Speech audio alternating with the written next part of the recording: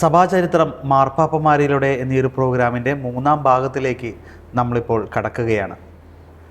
മാർപ്പാപ്പമാരുടെ തിരഞ്ഞെടുപ്പ് നമ്മൾ ഇന്നീ കാണുന്ന തരത്തിലൊരു കോൺക്ലേവ് സിസ്റ്റത്തിലേക്ക് എത്തിയത് വരെയുള്ള കാര്യങ്ങളാണ് കഴിഞ്ഞ ദിവസത്തെ അല്ലെങ്കിൽ കഴിഞ്ഞ ഭാഗം നമ്മൾ കണ്ടത്. മാർപ്പാപ്പമാരുടെ ചരിത്രം അത് സഭാചരിത്രമായി തന്നെ നമ്മൾക്ക് പറഞ്ഞു തരുന്നത് കോതമംഗലം രൂപതയുടെ വികാരി ജനറലായ പയസ് മലയകണ്ഠത്തിൽ മോൺസിഞ്ഞോറാണ്. അച്ഛനെ നമുക്ക് ഈ പ്രോഗ്രാമിലേക്ക് സ്വാഗതം ചെയ്യാം. അച്ഛൻ സ്വാഗതം. മാർപ്പാപ്പമാരുടെ ചരിത്രം നമ്മൾ കാണുകയായിരുന്നു. ആദ്യ കാലഘട്ടത്തിലെ മുതലുള്ളത് ഏറെ സങ്കീർണതകളും ഇന്ന് നമ്മൾ ചിന്തിക്കുമ്പോൾ എന്തുകൊണ്ട് അന്ന് അങ്ങനെ ചെയ്തു എന്ന തരത്തിലൊക്കെ ഒരു രീതിയിലുള്ള ഒരു ചരിത്രങ്ങളൊക്കെ ആയിരുന്നു സഭയുടെ പല കാലഘട്ടങ്ങളിൽ. അതിൽ നിന്നൊക്കെ കുറച്ചും കൂടി മാറി, അതായത് രാഷ്ട്രീയം സഭയിൽ നിന്ന് അല്ലെങ്കിൽ സഭയുടെ മാർപ്പാപ്പനെ തിരഞ്ഞെടുപ്പിൽ നിന്ന് രാഷ്ട്രീയം മാറി നിൽക്കുന്ന ഒരവസ്ഥ വരെ ഇപ്പോൾ നമ്മൾ എത്തി നിൽക്കുകയാണ്. ഒരു കോൺക്ലേവ് സിസ്റ്റത്തിലേക്ക്, ഇന്ന് കാണുന്ന തരത്തിലേക്കുള്ള ഒരു ആദ്യ ഘട്ടത്തിലേക്ക് ഇപ്പോൾ ഒരു മാർപ്പാപ്പയുടെ തിരഞ്ഞെടുപ്പ് എത്തിയിരിക്കുകയാണ്. അതിനെക്കുറിച്ചൊന്ന് പറയാം. ഈ കാര്യം കർദിനാളന്മാരിൽ നിന്നാണ് മാർപ്പാപ്പയെ തിരഞ്ഞെടുക്കേണ്ടത് എന്ന് 1059 കൂടി വന്നെങ്കിലും ഇവർ തിരഞ്ഞെടുക്കാൻ വേണ്ടി കൂടുമ്പോൾ കുറേ സമയങ്ങളെടുത്തു. പെട്ടെന്ന് ഒരാളെ തിരഞ്ഞെടുക്കുന്ന അവസ്ഥ വന്നില്ല. അങ്ങനെ 1265 തൊട്ട് 1268 വരെ 3 വർഷക്കാലം. ആ വർഷങ്ങളിൽ സംഭവിച്ചെന്ന് വെച്ച് കഴിഞ്ഞാൽ കോൺക്ലേവ് കൂടിയെങ്കിലും തിരഞ്ഞെടുപ്പ് അനിശ്ചിതമായി തുടരുകയാണ്. 3 വർഷം, 2 വർഷത്തിലേറെ. അപ്പോൾ അതുകൊണ്ട് എന്താ ചെയ്തെന്ന് അവിടുത്തെ മജിസ്ട്രേറ്റ് വന്നിട്ട് അവർ കൂടിയിരുന്ന കെട്ടിടത്തിൻ്റെ പുറത്തുനിന്ന് പൂട്ടി, ആയിട്ട് മേൽക്കൂര എടുത്ത് മാറ്റി.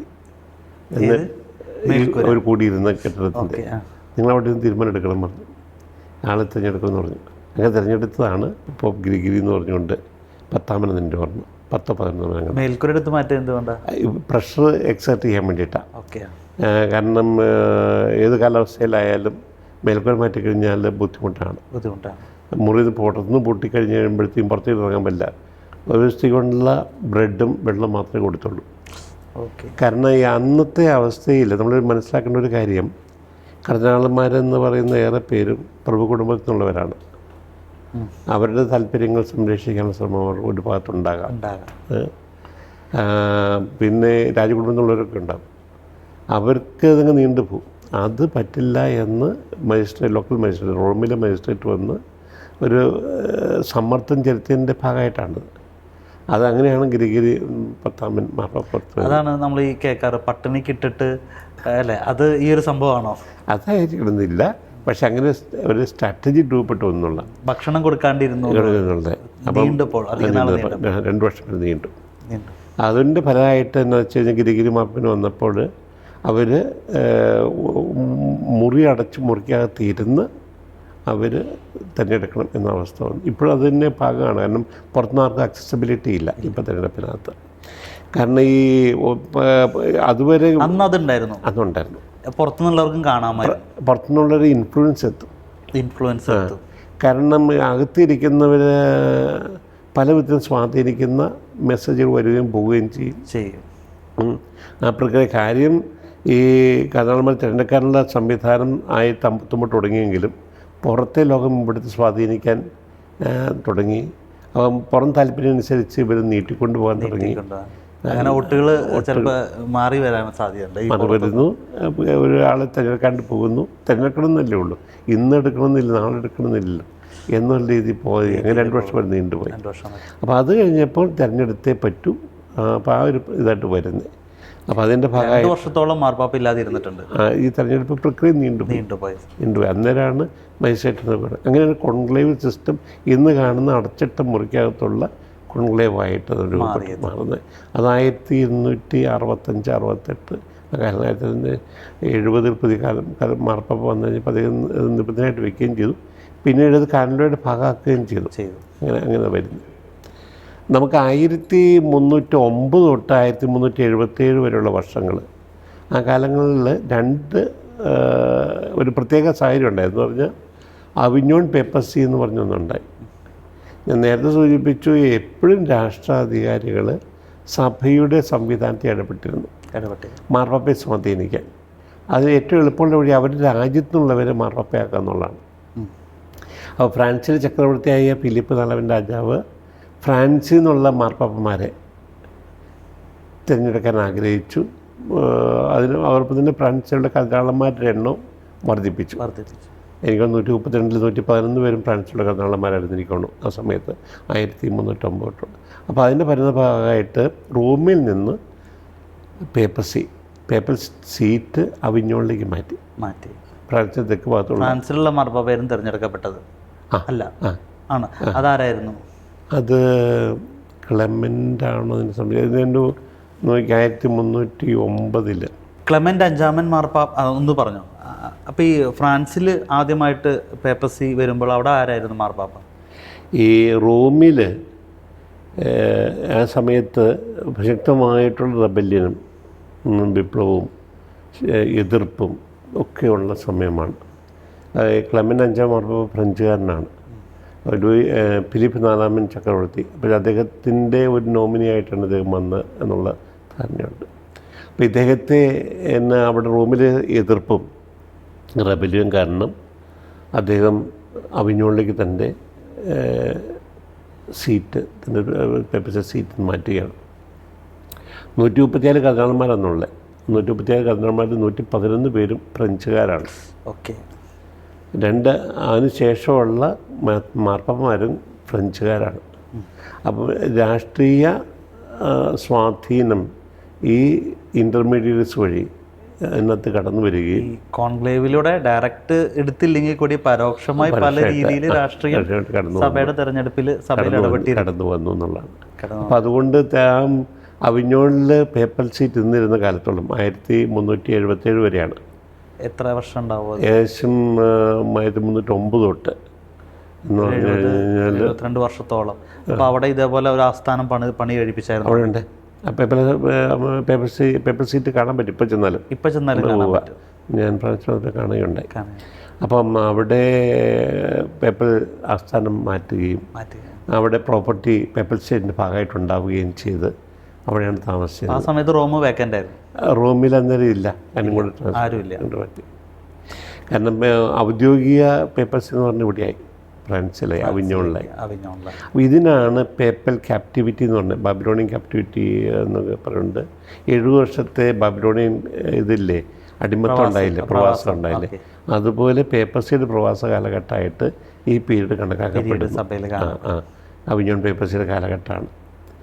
അപ്പോൾ അത് ഒരു പരിധി റോമിന് പുറത്തേക്ക് പേപ്പൽ ആസ്ഥാനം പോയിട്ടില്ല അതുവരെ. ചില ഘട്ടങ്ങളിലൊക്കെ മാർപ്പാപ്പമാർ പുറത്തുനിന്ന് വന്നിട്ടുണ്ടെങ്കിലും ജർമ്മൻ സ്പീക്കിംഗ് മാർപ്പാപ്പമാരുണ്ടായി, ഫ്രഞ്ച് സ്പീക്കിംഗ് മാർപ്പാപ്പമാരുണ്ടെങ്കിലും ആസ്ഥാനം റോമിൽ നിന്ന് പോയിരുന്നില്ല. പത്രോസിൻ്റെ സിംഹാസനത്തിൽ ചേർന്ന് തന്നെ ആസ്ഥാനം ഉണ്ടായിരുന്നു. പക്ഷേ ഇപ്പോൾ ഇത് പുറത്തു പോയി അവിഞ്ഞോണിലെ ആസ്ഥാനമാക്കി.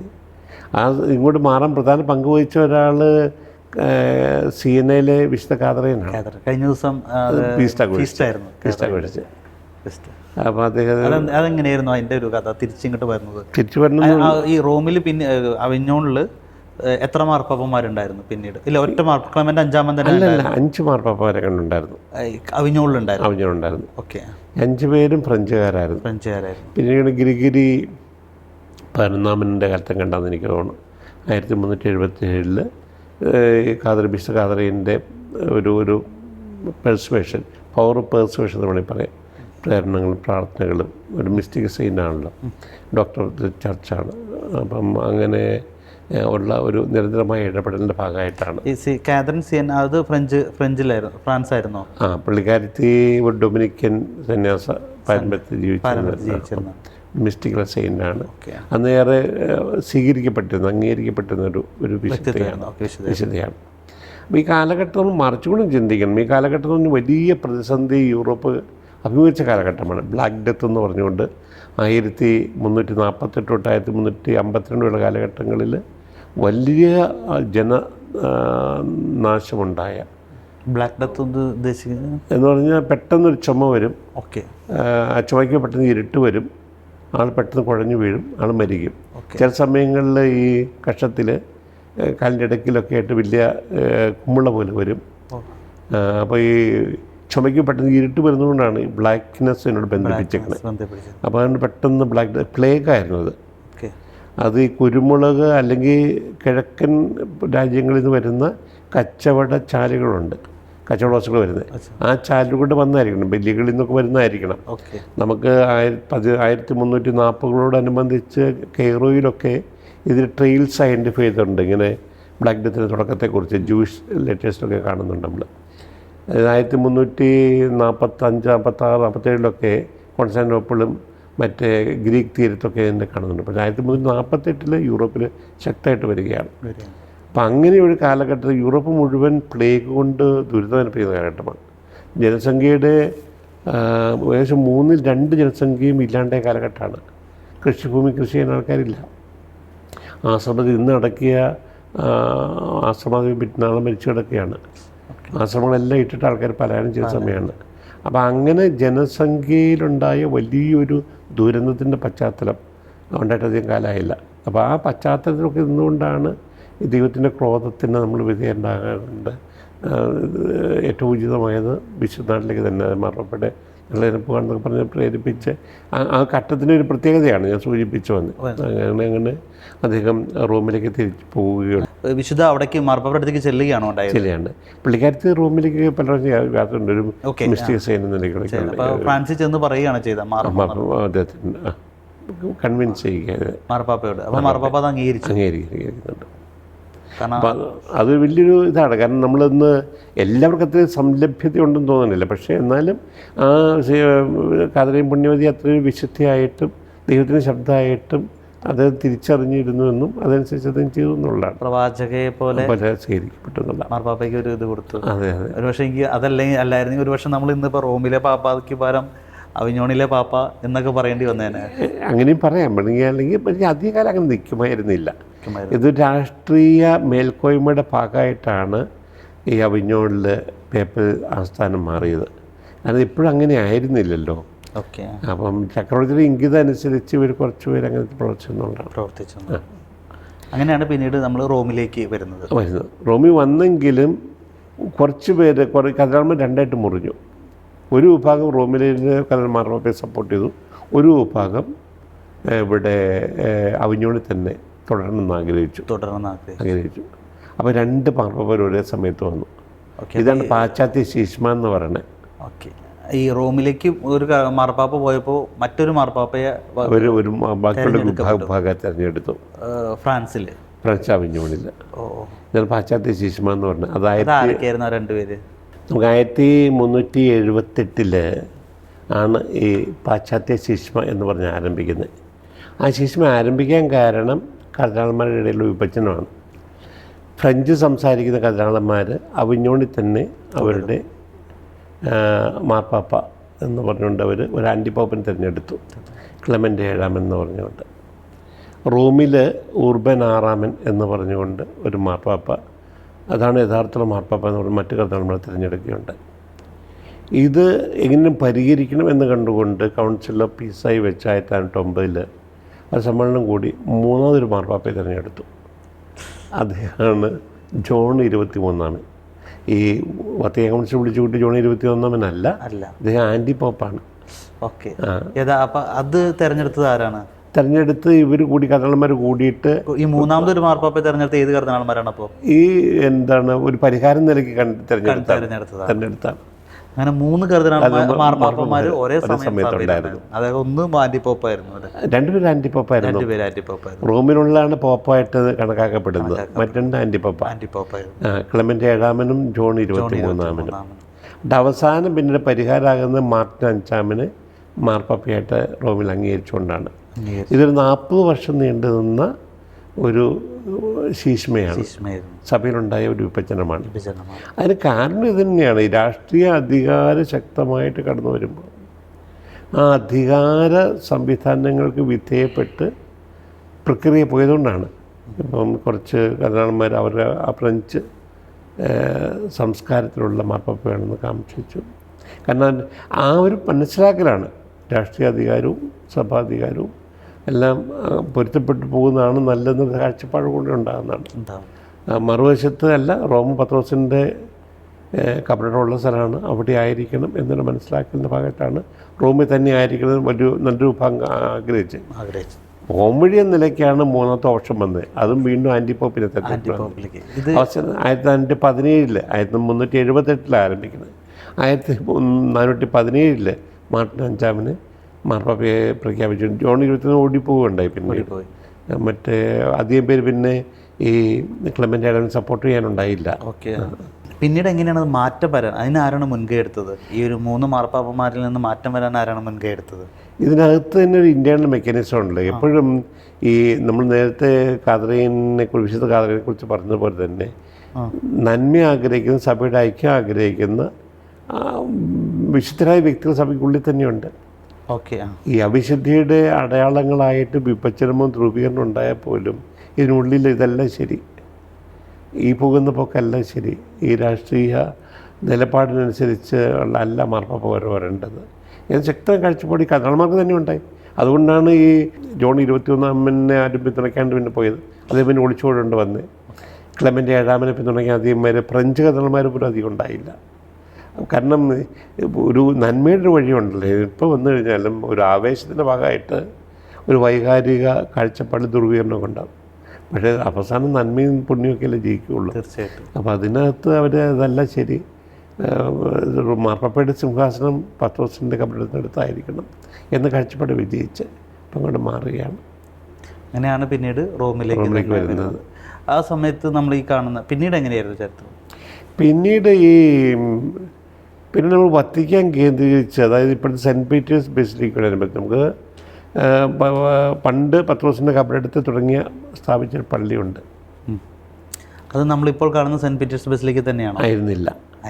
അത് പൊളിച്ചു പണിയുന്നതിന് മുഖ്യ പങ്കുവച്ച അലക്സാണ്ടർ 6 മാർപ്പാപ്പ, ജൂലിയസ് 2 എന്നുള്ള മാർപ്പാപ്പ, പിന്നെ ലിയോ 10 മാർപ്പാപ്പ, അഡ്രിയൻ 6 മാർപ്പാപ്പ, പിന്നെ പോൾ 3 മാർപ്പാപ്പ. ഇവരെല്ലാത്തിനും കാലഘട്ടത്തിലാണ്. ഈ കാലഘട്ടത്തിൽ പ്രത്യേകത എന്ന് പറയുന്നത് യൂറോപ്പിലെ ഈ റിനസൻസ് എന്ന് പറഞ്ഞുകൊണ്ട് ഒരു ഉണർത്തെഴുന്നേൽപ്പിൻ്റെ കാലഘട്ടമാണ്. ഈ മധ്യശതകങ്ങളിലെ ഈ ഇരുട്ടിൻ്റെ ഭാഗമായിട്ടാണ് ആത്മീയ തലങ്ങളിലും ഈ ഇരുട്ടും തമസും കടന്നു വന്നത്.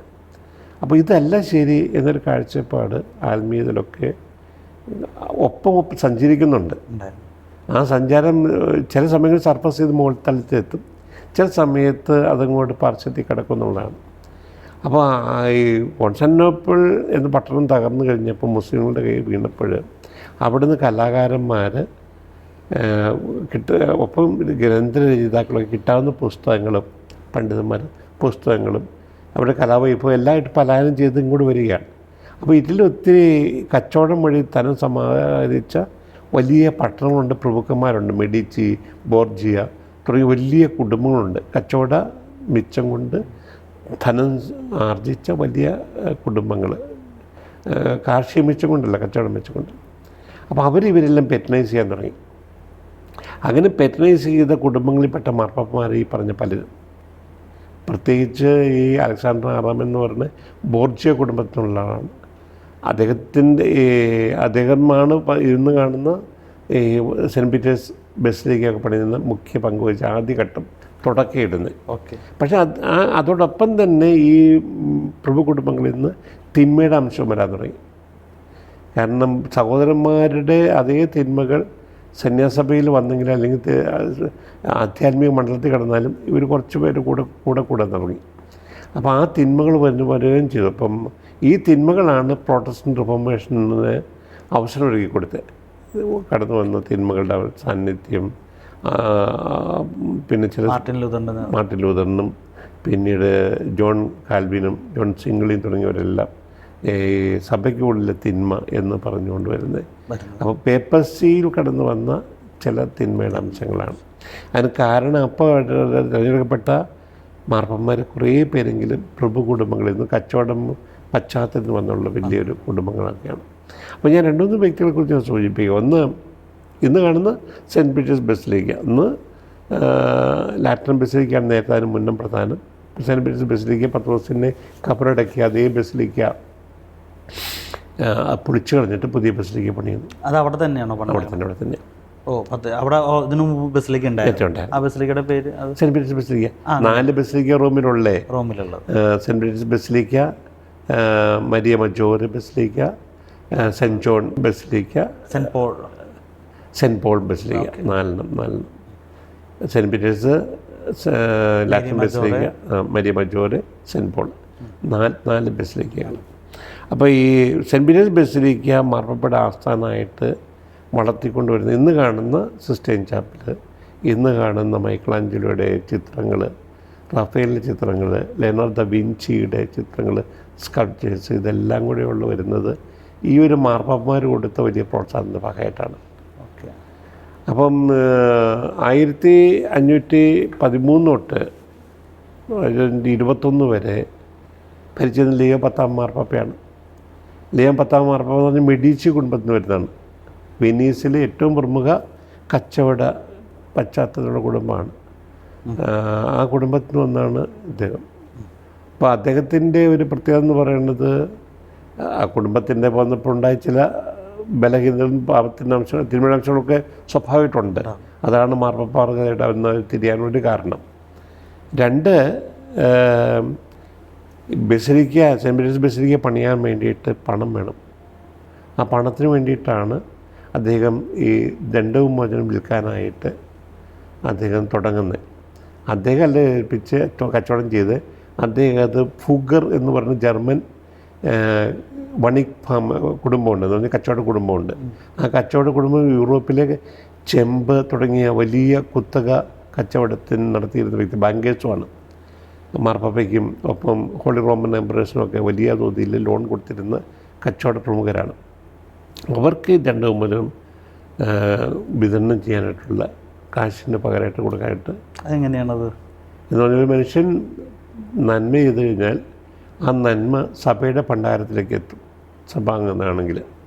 അപ്പോൾ പാപം ചെയ്തൊരു മനുഷ്യന് മരിച്ചു കഴിയുമ്പോൾ അവൻ ഇത്ര നാൾ ശുദ്ധീകരണ സ്ഥലത്തിൽ കിടക്കണമെന്നുണ്ട്, ശുദ്ധീകരണത്തിൻ്റെ പ്രക്രിയ പൂർത്തിയാകാൻ വേണ്ടിയിട്ട്. ആ പ്രക്രിയ പൂർത്തിയായി കഴിഞ്ഞാൽ സത്യം തന്നെയായ ദൈവത്തിൻ്റെ മുമ്പിൽ നിൽക്കാനുള്ള യോഗ്യത കിട്ടുള്ളൂ. അപ്പോൾ അത്രയും ശുദ്ധീകരണം നടത്തണം. പക്ഷേ അവൻ ചില നല്ല പ്രവൃത്തിയും പുണ്യപ്രവൃത്തിയോ ത്യാഗപ്രവൃത്തിയോ തീർത്ഥാടനമോ അല്ലെങ്കിൽ ചില പള്ളികളിൽ സന്ദർശിക്കലോ അല്ലെങ്കിൽ കുമ്പസാരിക്കുകയോ കുരിശിന് വഴി നടത്തുകയോ ചെയ്യുമ്പോൾ അതിന് ഇത്ര ദണ്ഡവിമോചനമുണ്ട് എന്ന് പറഞ്ഞുകൊണ്ട് സഭ അനുവദിച്ചു കൊടുക്കുകയാണ്. അതാണ് ദണ്ഡവിമോചനം എന്ന് പറയുന്ന ധാരണയ്ക്ക് അടിസ്ഥാനം നിൽക്കുന്നത്. അവരുടെ ശുദ്ധീകരണ നാളുകളുടെ എണ്ണം കുറയ്ക്കാനായിട്ട് ചില പുണ്യപ്രവൃത്തി ചെയ്യുക എന്നുള്ളതാണ്. അപ്പോൾ ഇവിടെ സെൻറ്റ് പീറ്റേഴ്സ് ബസിലിക്ക പണിയുമ്പോൾ അതിന് ചില സംഭാവന കൊടുക്കുന്നത് ത്യാഗമാണ്. ആ ത്യാഗം അവരുടെ ശുദ്ധീകരണത്തിലുള്ള നാളുകളുടെ എണ്ണം കുറയ്ക്കും, ദൈർഘ്യം കുറയ്ക്കും. അപ്പോൾ അത് നിങ്ങൾ ദണ്ഡവിമോചനം കിട്ടാനായിട്ട് നിങ്ങൾ ഇത്ര രൂപ ഇത്ര തുക മാർക്കാണ്, ഇത്ര തുക സംഭാവന എന്ന് പറഞ്ഞ്. അപ്പോൾ ഈ ഫുഗർ ഫാമിലി ഇത് പല ഇടക്കച്ചവടക്കാർക്ക്, കീഴ്ക്കച്ചവടക്കാർക്കെല്ലാം വിതരണം ചെയ്തു. അതിലൊരു ഏജൻറ്റാണ് ടെറ്റ്സൽ എന്ന് പറഞ്ഞുകൊണ്ട് ജർമ്മനിയിൽ ദണ്ഡവിമോചനം വിതരണം ചെയ്യാനും പകരം കാശുണ്ടാക്കാനായിട്ട് വന്നത്. അതിനെ എതിർത്തുകൊണ്ടാണ് മാർട്ടിൻ ലൂതർ വിറ്റംബർഗ് ദേവാലയത്തിൻ്റെ മുന്നിൽ 95 തീസുകൾ വയ്ക്കുന്നത്. അപ്പോൾ ഇത് ആ കാലഘട്ടത്തിൽ ധനസമാഹരണത്തിന് സ്വീകരിച്ച ഒരു നിലപാടിനുണ്ടായ ഒരു പ്രത്യേക നിലയ്ക്കാണ് പ്രൊട്ടസ്റ്റന്റ് വിപ്ലവം തുടങ്ങണത്. അതെ, ഈ അവർ സ്വീകരിക്കുന്ന ആ ഒരു ധനം അത് വത്തിക്കാനിലെ ഈ സെൻറ്റ് പീറ്റേഴ്സ് സ്ക്വയർ പണിയുന്നതിലേക്ക് വേണ്ടി ഉപയോഗിച്ചു. ചെയ്ത് നല്ല പ്രവൃത്തിയാണെങ്കിലും വിശുദ്ധ വസ്തുക്കൾ അങ്ങനെ കൊടുക്കാൻ പാടില്ല. ഇത് പൈസയ്ക്ക് പകരം കൊടുക്കാനുള്ളതല്ലല്ലോ ദണ്ഡവിമോചനം. അത് അന്നത്തെ ഒരു മനസ്സിലാക്കണം. നമ്മളിപ്പോൾ 21 നൂറ്റാണ്ടിൽ ഇരുന്ന് അന്നത്തെ മാർപ്പാപ്പ ഇത് തെറ്റാണെന്ന് ശരിയാണെന്ന് പറയുന്നത് നമ്മൾ ആരാണ്? അവർക്ക് മനസ്സിലായ വിധത്തിൽ അവർ ചെയ്തു. പിന്നെ ആ കുടുംബങ്ങളിൽ പശ്ചാത്തലം അതിൻ്റെയൊക്കെ കാരണമായിട്ടുണ്ടാകാം. പക്ഷേ അതൊക്കെ കൂടിയാണ് ഇന്ന് കാണുന്ന വത്തിക്കാൻ സ്ക്വയറുകളും ഇന്ന് കാണുന്ന സെൻറ്റ് പീറ്റേഴ്സ് ബസിലിക്കയൊക്കെ ഉണ്ടായത്. ഇപ്പോൾ അതിന് ശേഷം വന്ന ഈ മാർപ്പാപ്പമാരുകൾ, വേറൊരു മാർപ്പാപ്പയാണ് ഈ മെഡിച്ചി കുടുംബം എന്ന് വരികയുണ്ടായി. കാരണം ഏറ്റവും പ്രബല കുടുംബങ്ങളൊന്നാണ് മെഡിച്ചി കുടുംബം, ബോർജിയ കുടുംബം, മെഡിച്ചി കുടുംബം. അപ്പോൾ ആ മാർപ്പാപ്പമാർ സ്പോൺസർ ചെയ്തതാണ് ഈ മൈക്കലാഞ്ചലോയും റഫേലും ലെയനാർഡോ ദാ വിഞ്ചിയും എല്ലാം. അപ്പോൾ ഇന്ന് വത്തിക്കാനിലല്ലേ റോമിൽ കാണുന്ന ഈ ചിത്രങ്ങൾ, ഈ അലങ്കാര പണികൾ, ഈ നിർമ്മാണ പണികളെല്ലാം ഈ ഒരു പശ്ചാത്തലത്തിലാണ് കാണേണ്ടത്. ഈ റിനസൻസ് എന്ന് പറഞ്ഞുള്ള ഉണ്ടെന്നെഴുന്നേൽപ്പിൻ്റെ എല്ലാ മേഖലയും ഉണ്ടെന്നെഴുന്നേൽപ്പിന് ആനുപാതികമായിട്ടുണ്ടായ സഭയിലെ ഒരു മുഖമാറ്റം. ആ മുഖമാറ്റത്തിൻ്റെ ഭാഗമായിട്ടാണ് സാംസ്കാരികമായി റോമിൻ്റെ മുഖം മാറിയത്. ബസിലിക്കകളിലെ മാറ്റം, അവിടെയുള്ള ചിത്രങ്ങൾ, സ്കൾപ്റ്ററുകൾ, സ്റ്റാച്യൂസ്, ഇതിനെല്ലാം സംഭവിച്ച. അതിന് മുന്നേ ഇതിന് സ്റ്റാച്യൂസ് ഇല്ല, ഇത്ര ഉണ്ടായിരുന്നു ഇല്ല. കാരണം അതർ വേൾഡിലാണ്, വിശുദ്ധന് മാത്രമേ ഉള്ളൂ. ഇങ്ങനെയുള്ള മനുഷ്യ രൂപത്തിലുള്ള സ്റ്റാച്യൂസ് ഇന്ന് കാണുന്ന വിധത്തിൽ സ്റ്റാച്യൂസ് അതില്ല. മനുഷ്യൻ്റെ വികാരങ്ങൾ പ്രകടിപ്പിക്കുന്ന വിധത്തിൽ സ്റ്റാച്യൂസ് ഡെപ്പിക്റ്റ് ചെയ്യാൻ തുടങ്ങുന്നത് ഈ പ്രക്രിയയ്ക്ക് ശേഷമാണ്. അങ്ങനെയാണ് നമ്മൾ വത്തിക്കാൻ്റെ സെൻറ്റ് പീറ്റേഴ്സ് സ്ക്വയർ ഈ ഒരു മാർപ്പാപ്പയുടെ പൂർത്തീകരിക്കുകയാണ്. അതൊരു 1503 തൊട്ട് 1617 വരെയുള്ള ഏകദേശം 114 വർഷത്തോളം എടുത്തു. ഈ കാണുന്ന നമ്മൾ ഇന്നിപ്പോൾ കാണുന്ന ഈ ഒരു ബസിലിക്ക അല്ലെങ്കിൽ സ്ക്വയർ ആണോ വത്തിക്കാൻ ചത്തുരം? സെന്റ് പീറ്റേഴ്സ് ബസിലിക്കയും ആ പ്രിമീസസ് എല്ലാം കൂടെ അന്ന് നിർമ്മിച്ചതാണ് ഈ ഒരു കാലഘട്ടത്തിലേക്ക്. അതെ. അതൊക്കെ പറഞ്ഞാൽ മൈക്കിളാഞ്ചലോയുടെ ചിത്രം എന്ന് പറഞ്ഞാൽ കിടന്നില്ല വരയ്ക്കുന്നത്, ഈ സീലിംഗ് ഒക്കെ തയ്യാറാക്കുന്നത്. കാരണം അതൊക്കെ സമ്മതിക്കണം. അതെ. കാരണം അത് അങ്ങനെയൊരു കൾച്ചറൽ ആക്ടിവിറ്റിയെ സസ്റ്റെയിൻ ചെയ്യാനുള്ള പേറ്റൻസ് അന്ന് കുറവാണ്. കാരണം അവർക്ക് ആരെങ്കിലും അവരുടെ ചിലവ് വഹിക്കാനുകൊണ്ട് അതിന് പേറ്റനായിട്ട് വന്നാലേ ഇവർക്ക് ചെയ്യാൻ പറ്റുള്ളൂ. അതേ പ്രഭു കുടുംബത്തിൽപ്പെട്ടവർ, അല്ലെങ്കിൽ രാജാക്കന്മാർ, അല്ലെങ്കിൽ സഭയാണുള്ളത്. അപ്പോൾ ഇന്ന് സഭയുടെ ഒരു പ്രൗഢിയുടെ അടയാളമായിട്ട് നിൽക്കുന്നത് ഈ പറഞ്ഞ ഒരു മുഖമാറ്റ പ്രക്രിയയുടെ ഭാഗമായിട്ടാണ്. അതുകൊണ്ട് പേപ്പർസിക്ക് തന്നെ വേറൊരു മാറ്റം ഉണ്ടാവുകയാണ് ആ ഘട്ടങ്ങളിൽ. അപ്പോൾ ഈ മെഡിച്ചി കുടുംബം ഭരിച്ചുകൊണ്ടിപ്പോൾ തന്നെയാണ് ഈ ഹെൻറി VIII, ഇംഗ്ലണ്ടിലെ ഹെൻറി VIII ഈ കത്തോലിക്ക സഭ വിശ്വാസം പരിത്യജിക്കുന്നു. അത് ഈ ലേ 10 അതിന് ശേഷം വന്ന ഒരു പേര് പറ്റി ജൂലിയസ് II ഓർമ്മ.